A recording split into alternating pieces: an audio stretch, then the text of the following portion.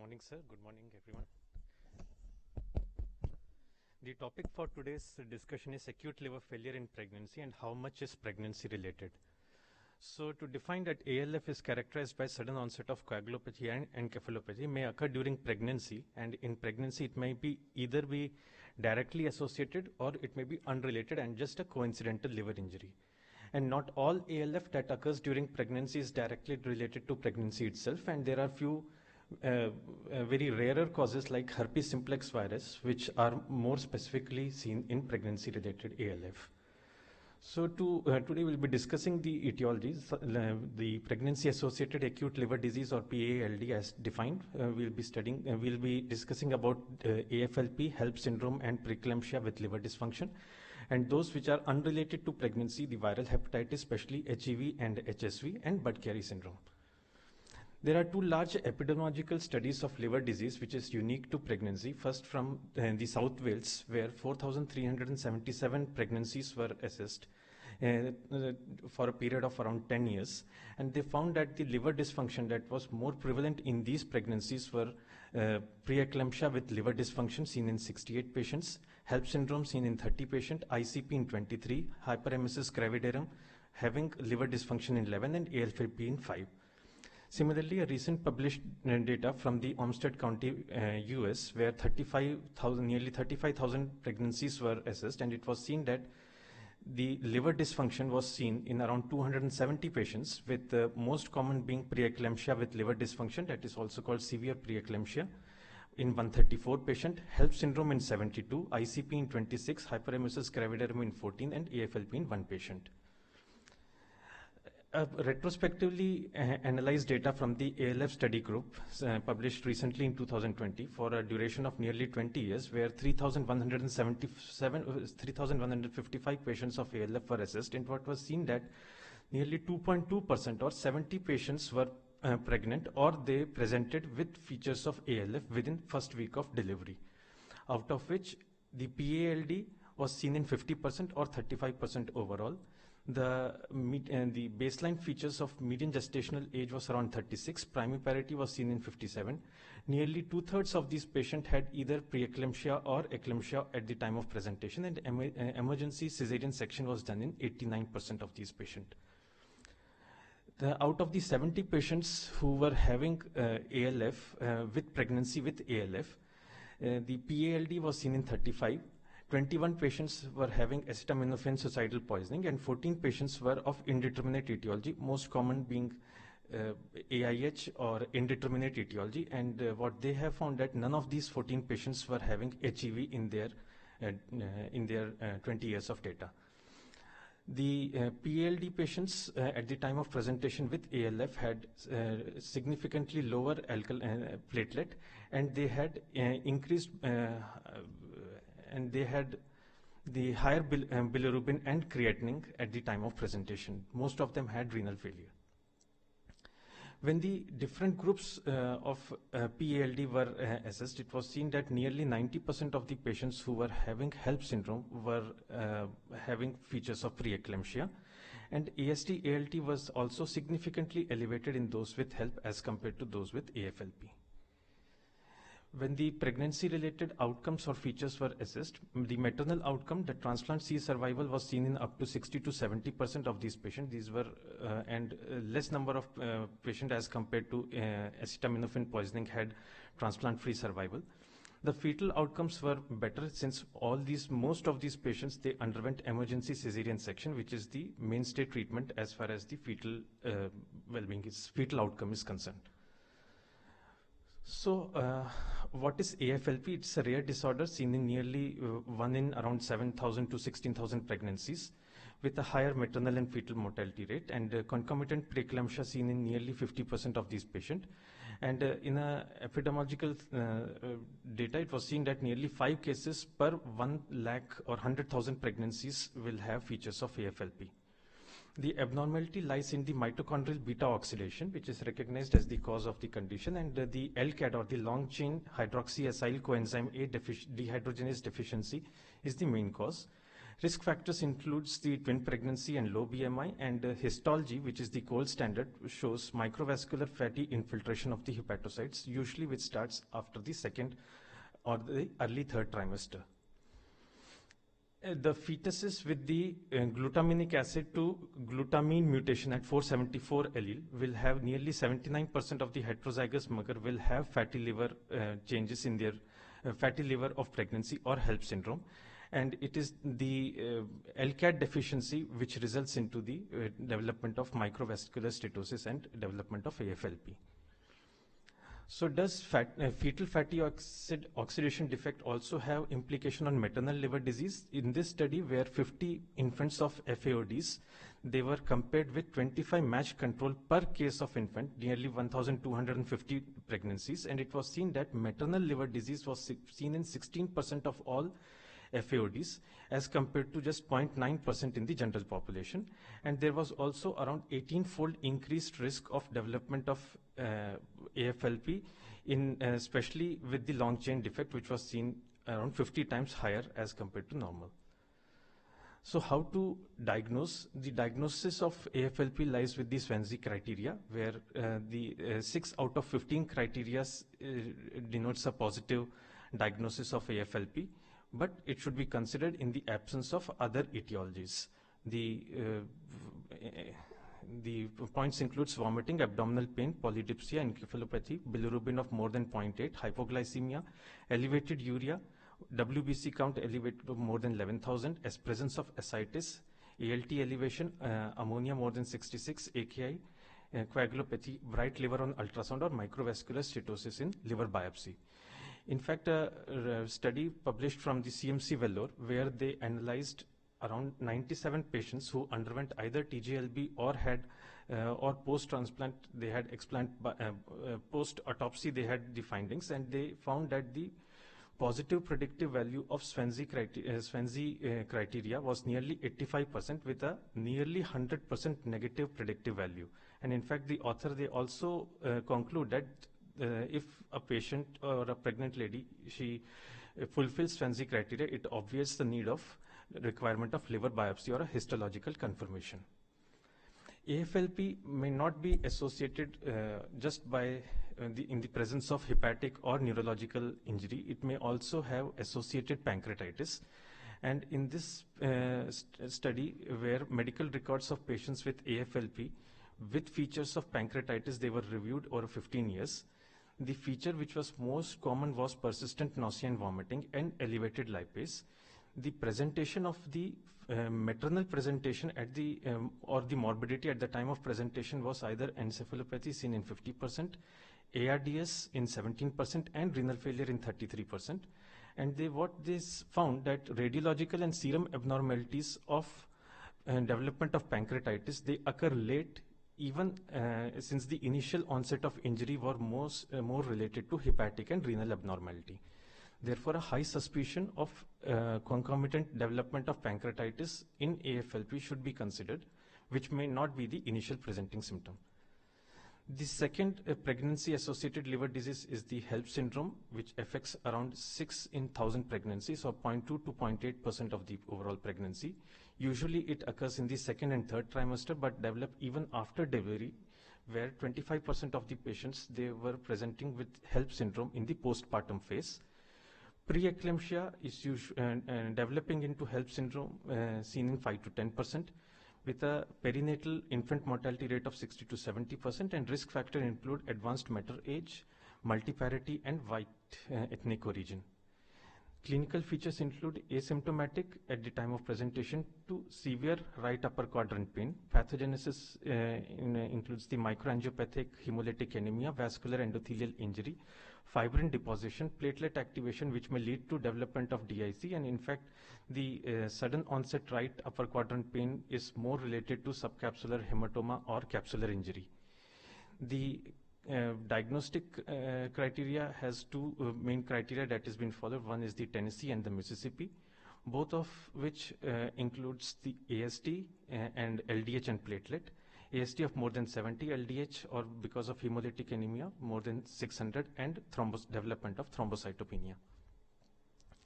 When the ALF study group, they tried to compare, or they tried to analyze the Swansea criteria in this more serious or severe group of patients. That is, those patients out of 35 patients who were having ALF-like presentation.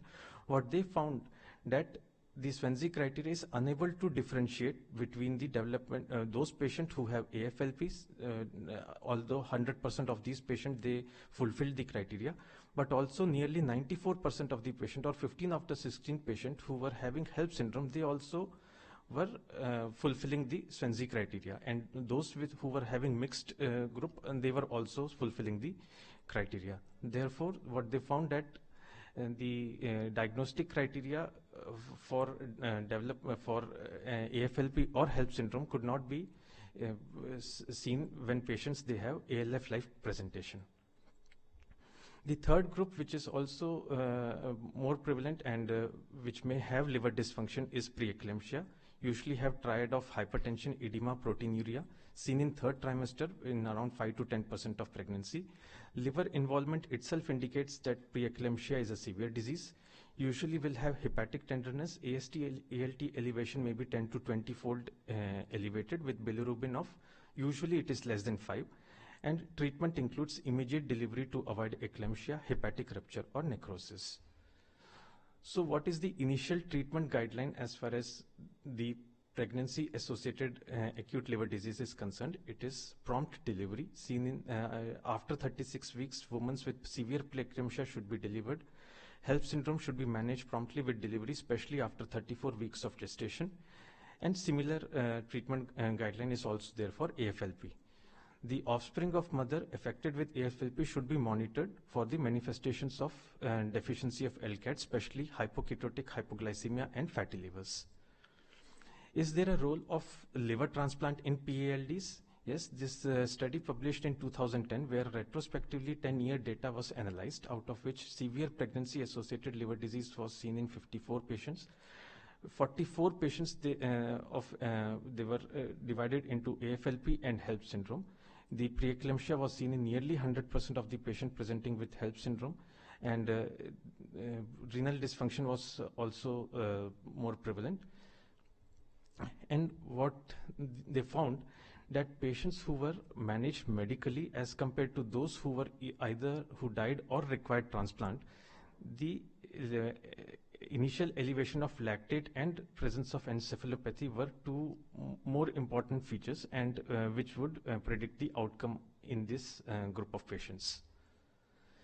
The second etiology, which might be associated with pregnancy but not directly related to pregnancy, are the viral hepatitis. The higher, the most important is the acute viral hepatitis E, which may have more presentation with ALF in pregnancy. In the non-pregnant setting, nearly in 20% of the HIV symptomatic, but in the presence of pregnancy, it is seen that nearly 32 to 69% of HIV-infected pregnant women may have fulminant hepatic failure. Also, this meta-analysis of 52 studies where IgM HEV was positive in symptomatic pregnant women, and the pool prevalence was around 50%. And the ALF is also different, and the HEV ALF in pregnancy is different. They found that they have shorter jaundice to encephalopathy period, more cerebral edema, more DIC, lesser systemic infections, and but similar mortality. So those patients who have HEV AVH, how we can predict that they will have more progression to ALF? Will have those patients who have ALF, they have higher viral replications, with nearly seen in 79% of these patients who have ALF, HEV ALF and pregnancy, with 79% as compared to those who were and with a higher viral load. Also, the patients with FHF, they have increased case fatality, and the trimester, usually they have 21% will have third trimester presentation, and median maternal mortality is seen in 22% of all the ALF. The maternal and fetal outcome in pregnancy with acute HEV, this observational study of 220 patients, where it was found that the relative risk of development of fulminant hepatic failure in HEV-related AFF was nearly 2.7 and 55% of the HEV AVH, and they had fulminant hepatic failure as compared to 20% who were non-HEV AVH. Also, these patients, they had increased maternal mortality in HEV infected with high antepartum hemorrhage and fetal death rates. Although the report or the study published from AIIMS, where 20-year single center experience was published, where what they found that although HEV related ALF were higher in the pregnant women and girls, which was significantly higher, but the mortality was comparable, and this presentation was also independent of the trimester of presentation. So is there any, at the time of presentation, how we can differentiate the pregnancy associated acute liver disease with AVH? This study published from St. John's, Bangalore, where they found that where 87 patients, they were consecutive pregnant patients who presented with jaundice from 2000 to 2003, out of which 46 had PALDs and 41 with AVH.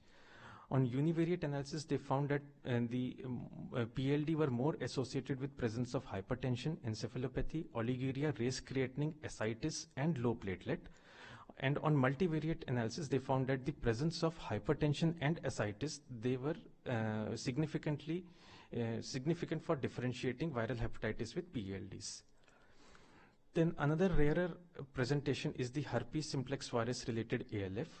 This was studied, and this database was from the ALF study group, where 20 confirmed cases of HSV ALF were studied. Out of 2,460, 2,132 were non-viral, 209 were of hepatotopic virus, and 20 of HSV. And they found that presence of fever was the initial presenting complaint. Less number of patients, even with HSV, had rash, and the AST-ALT elevation were significantly higher as compared to the hepatotropic or non-viral etiologies. Also, the 21-day survival in this group of patients was less, only seen in 40%. So how to diagnose the HSV infection in adult infection? This study where the stored serum samples, they were analyzed for HSV DNA. The initial diagnosis was 51 patients had indeterminate, 12 patients with pregnancy related, and 4 patients were HSV proven, since they were HSV DNA positive. And it was seen that when the samples were collected, 7 patients with indeterminate or pregnancy related ALF had IgM positive, but none of these patients, they were HSV DNA positive. So what the authors, they concluded that the initial test of HSV specific IgM antibody should be done in patients or in the pregnancy setting, and consider for starting of antiviral therapy immediately in the setting of ALF with fever or very high level of transaminitis, which does not correlate with other etiologies.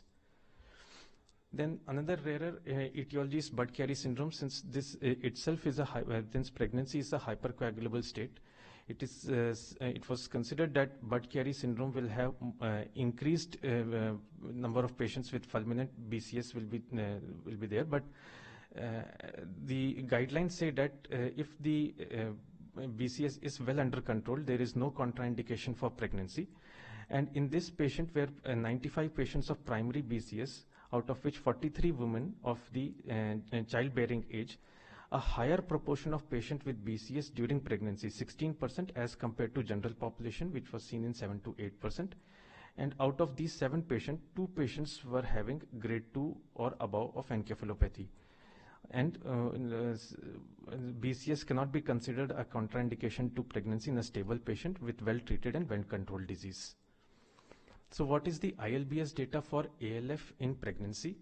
Total 13 patients, out of which 10 were having HEV as etiology, 1 patient with HAV, 1 AFLP, and 1 of indeterminate etiology. The baseline parameters include age of 24, bilirubin, median bilirubin of 12.4, ALT of 213 with 86 to 825, INR 2.9, and MELD of 28.